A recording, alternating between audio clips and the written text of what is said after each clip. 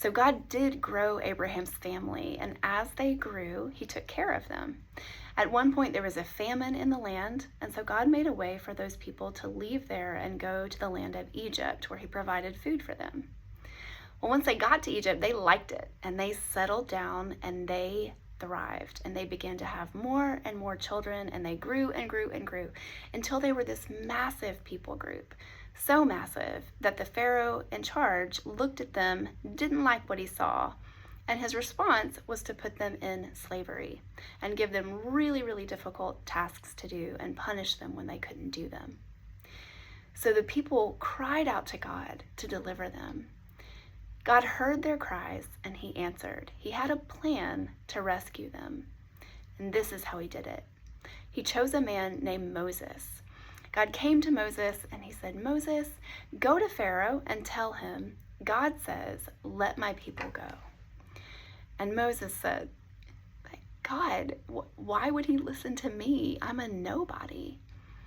And God said, "Moses, I am God. I will do this. Just do what I say. You'll see. Pharaoh will let my people go." And so Moses obeyed. He went to Pharaoh and he said, "God says, let my people go." And Pharaoh said, "Who is God?" No. And then he really did make the tasks for the people impossible. So God told Moses, "Don't worry.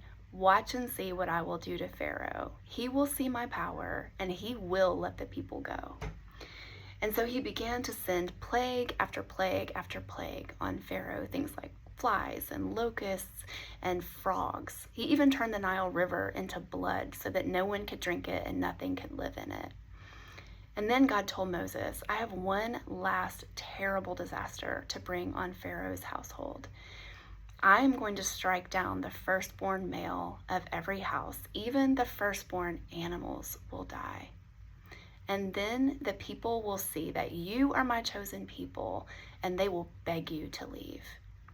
But tell my people this: every family should take their best lamb and slaughter it, prepare it for a meal.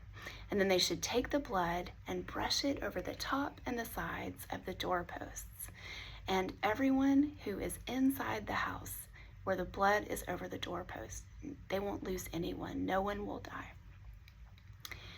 And so that night at midnight, God did just what he said. He struck down the firstborn of every family in Egypt, from the lowliest slave all the way up to Pharaoh's own household.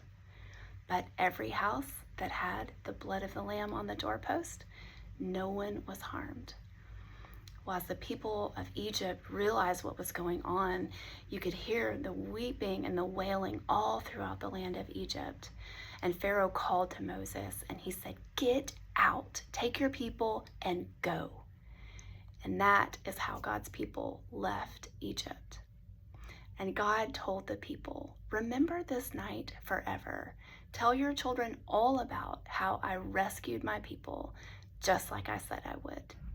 And that is the fifth story of Christmas.